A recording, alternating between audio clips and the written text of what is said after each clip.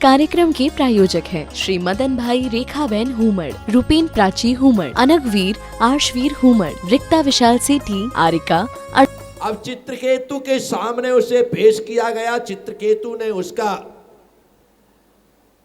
बही खाता निकाला, हिसाब किताब देखा। चित्रकेतु ने सिर खुजाया कि यार मामला तो बड़ा गड़बड़ है। उसे कहा क्या हुआ? बोले मैं बड़ा असमंजस में हूं। बोले क्या हुआ? बोले तूने जितने पुण्य किए उतने ही पाप किए, तेरा बैलेंस एक बराबर है। अब मैं थोड़ा कम ज्यादा होता तो उस आधार पर कम होता तो नरक में, ज्यादा होता तो स्वर्ग भेज देता। अब तूने पुण्य पाप बराबर किए हैं, अब मैं तुझे नरक भेजूं या स्वर्ग भेजूं, मैं तो निर्णय नहीं कर पा रहा हूं। तो उसने कहा कि फिर? बोले फिर तो बात इतनी ही है कि निर्णय तेरे हाथ में। निर्णय तू स्वर्ग में रहना चाहे तो स्वर्ग में रह, नरक में जाना चाहे तो नरक में जा, निर्णय तेरे हाथ में। बोले मैं निर्णय करूंगा ऐसे थोड़ी बिना देखे कर लूंगा, मुझे स्वर्ग नरक दोनों दिखाओ, पहले देखूंगा उसके बाद निर्णय करूंगा। चित्रकेतु ने कहा यदि तेरी आदत धरती की है देख देख करके लेने की तो देख ले। बोले चलो। बोले चलने की जरूरत क्या है, ये दो खिड़कियां हैं, यहां से झांक स्वर्ग दिखाई देता है, यहां से झांक नरक दिखाई देता है, जहां की बात कहेगा वहीं पर धक्का दे देंगे। उसने कहा क्या देखना है? बोले क्या देखना है, सबसे पहले स्वर्ग ही देखेंगे। धरती में सुन सुन करके आए कि स्वर्ग मतलब ऐस आराम की जिंदगी, वो अप्सराएं, वो मस्तियां, वो आनंद, वो उत्सव, क्या स्वर्ग। बोले वही दिखाओ। बोले देख लो। चित्रकेतु गया, जाकर के उसने देखा तो एकदम सन्नाटा, दूर सुदूर तक एकदम साफ सुथरा मैदान है, जगह जगह पेड़ पौधे लगे हुए हैं, कोई चहल पहल नहीं है, कोई रौनक सी नहीं है, बस शांत अवस्था है। थोड़े से लोग, कोई इस पेड़ के नीचे बैठा है, कोई इस पेड़ के नीचे बैठा है, एकदम सन्नाटा। उसने कहा यार धरती के लोग तो बेवकूफ बन रहे, स्वर्ग में तो कुछ भी नहीं, एकदम सन्नाटा। यहां पे करो तो करो क्या, दिन रात बोर हो जाओ, कोई बोलने को राजी नहीं, कोई चर्चा को राजी नहीं है, कुछ खाने पीने वाला नहीं है, कुछ दिखाई नहीं रहे। जबकि वहां पर कहते थे वहां तो शराब की नदियां बहती, यहां नदी तो क्या पानी की नहीं दिखाई दे रही यार, ऐसा स्वर्ग। चित्रकेतु ने कहा कि भाई कब तक स्वर्ग देखेगा? हाँ देख लिया, वो तो मैं सोचने लगा था। बोले अब नरक देख ले। बोले दिखा दो। बोले इस खिड़की से झांक। उसने उस खिड़की में झांका, उसकी आंखें चार हो गई, आंखें फटी की फटी रही। यार ये नरक और वो स्वर्ग, यदि यहां का मैनेजर बना दिया जाए तो मैं पर्चियां ही चेंज कर दूं, इसका नाम नरक रखो, इसका नाम स्वर्ग रखो। ऐसी मस्ती चल रही है, लोग नाच रहे हैं, बिल्कुल टन्न है मस्ती में, और खूब रंगरेलियां, रास लीलाएं चल रही है।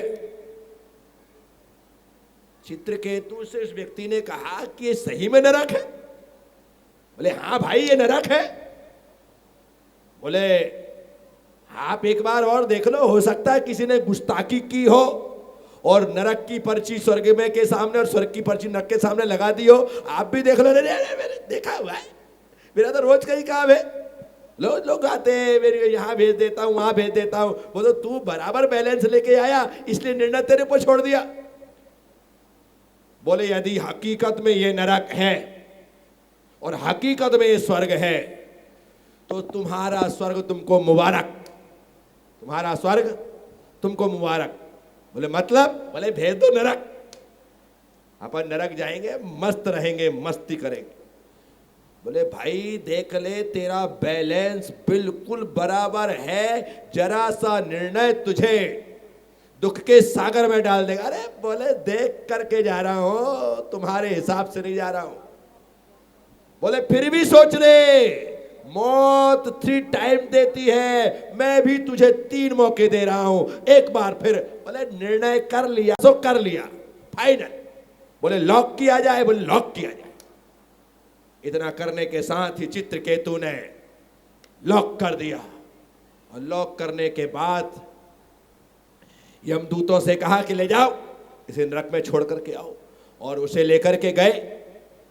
वो रास लीलाएं चल रही हैं, वो रंगलेलियां चल रही हैं, वो शराब की नदियां बह रही हैं, सारा वातावरण खुशबू से भरा पूरा है। और ले गए, और ले जाने के पश्चात जैसे ही पर्दा खोला और उसके पीछे पटक दिया। जैसे ही पटका, उसने कहा ये क्या पागलपन है, क्या बेवकूफी है। दिखाया कुछ और पहुंचाया कहीं, दिखाया कुछ और पहुंचाया कहीं। तब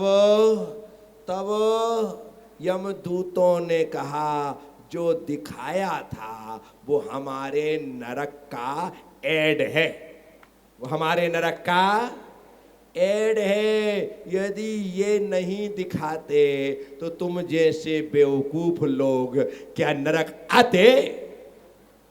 मैं आप सबसे कह रहा हूं, जो तुम देखते हो ना किसी की शादी में जाकर के रंग रौनक ये वो, तुम्हें लगता है कि स्वर्ग यही है।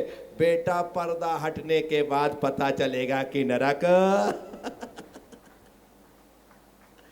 आचार्य भगवान पूज्यपाद स्वामी कह रहे हैं, ना स्नेहाचरणम प्रयांति भगवन पादद्वयम ते प्रजा, हे तुस तत्र विचित्र दुख निचिहा संसार घोरार्णवा।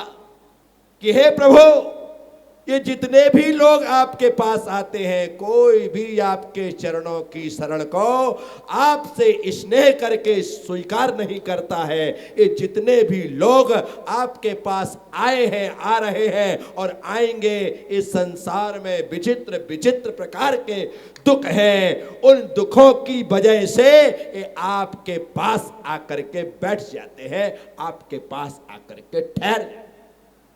दुख से डरे हुए, दुख से घबरा करके भगे हुए लोग हैं, इन्हें आपके चरणों से कोई मतलब नहीं।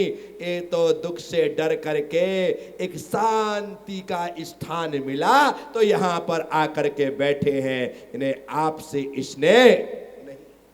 ये सच्चाई है।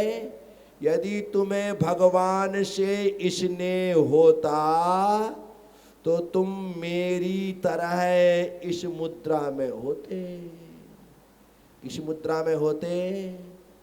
इस मुद्रा में प्रेम में पागल हो करके व्यक्ति कपड़े उतार देता है।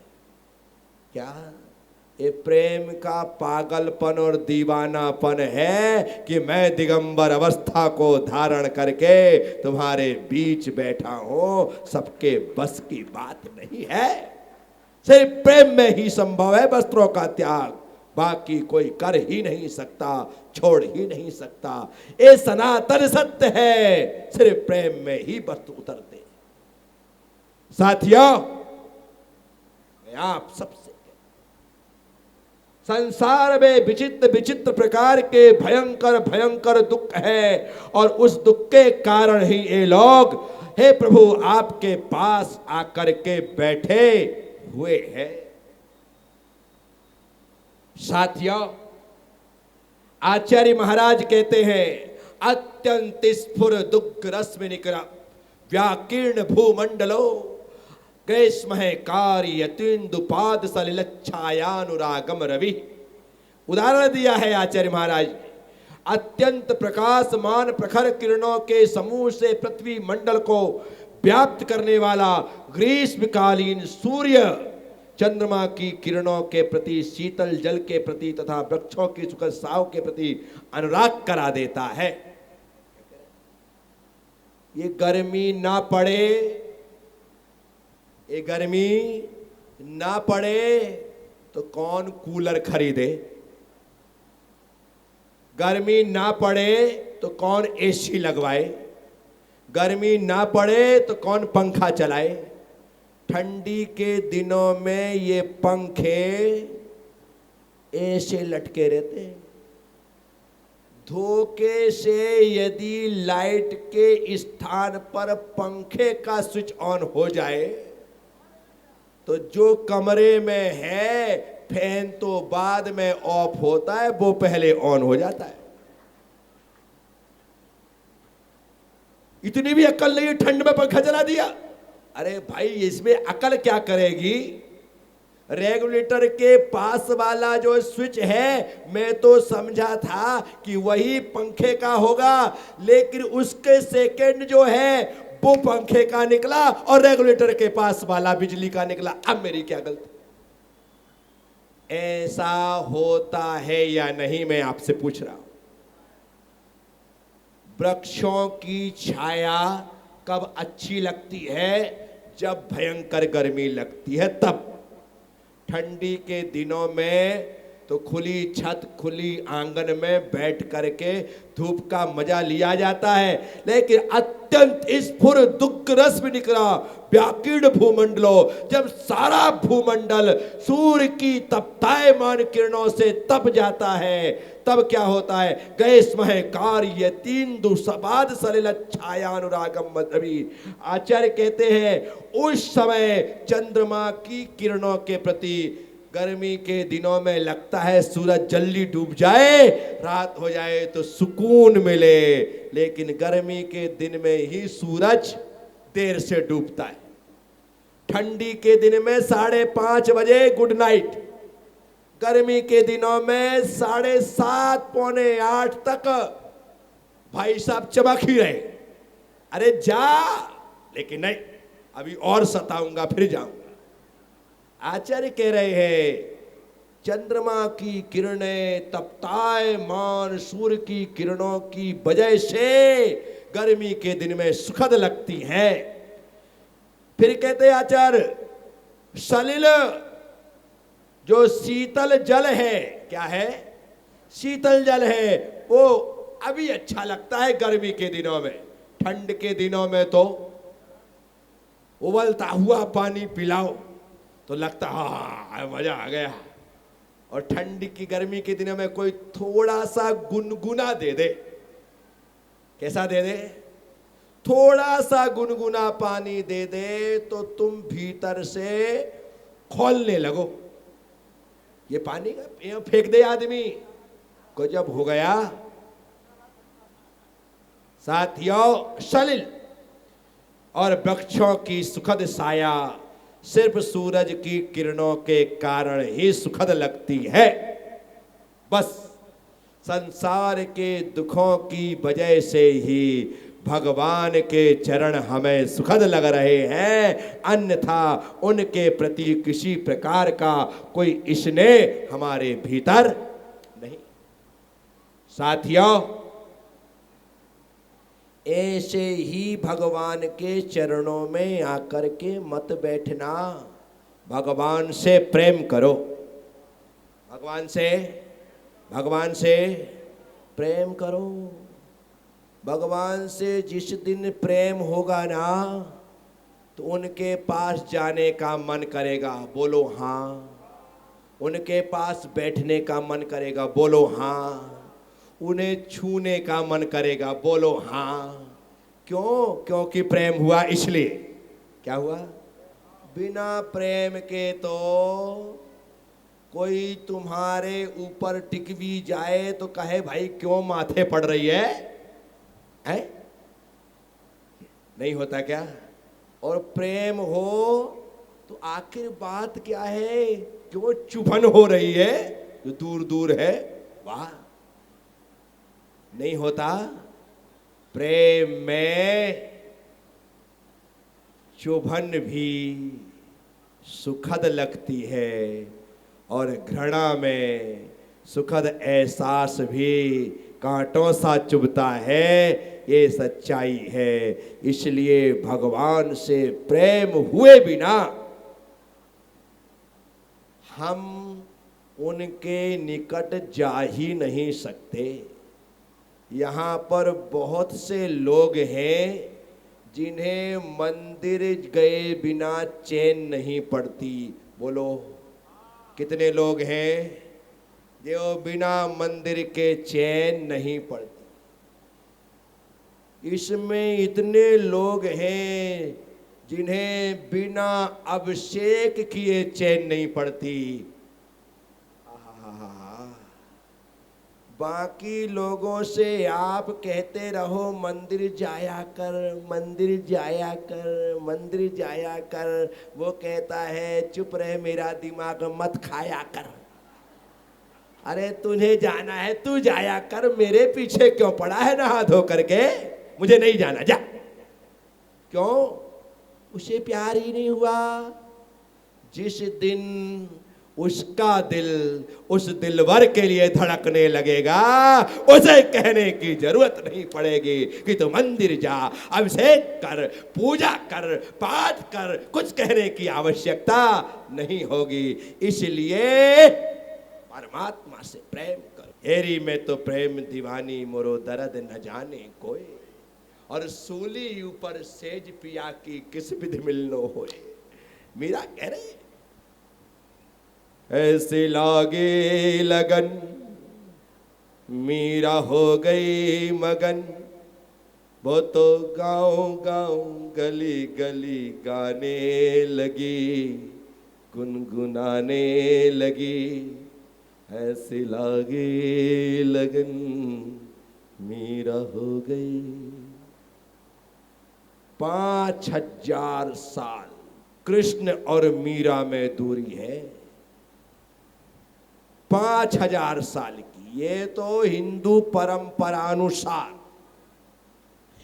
जैन परंपरानुसार आप देखोगे तो भगवान नेमिनाथ का काल निकालो, उसके बाद आप पार्श्वनाथ तक आओ, उसके बाद आप महावीर स्वामी तक आओ, और महावीर स्वामी के बाद के 2551 साल में वो सब जोड़ दो तो उससे भी ऊपर संख्या पहुंच जाती है। लेकिन हिंदू परंपरा अनुसार 5000 साल पहले कृष्ण हुए, अपन थोड़ी देर के लिए मान लेते, क्योंकि अपने को बात को समझना है, उलझना नहीं। 5000 साल की दूरी है कृष्ण और मीरा में, और ऐसा प्रेम मीरा को कृष्ण से होता है कि लोगों को मूरत में पत्थर दिखाई देता है, और मूरत को, मीरा को पत्थर में परमात्मा दिखाई देता है। इस प्रेम की वजह से। किसकी वजह से? इस कार्यक्रम के प्रायोजक हैं श्री मदन भाई रेखाबेन हुमड़, रूपेन प्राची हुमड़, अनगवीर आर्शवीर हुमड़, रिक्ता विशाल सेठी, आरिका अर्जुन सेठी।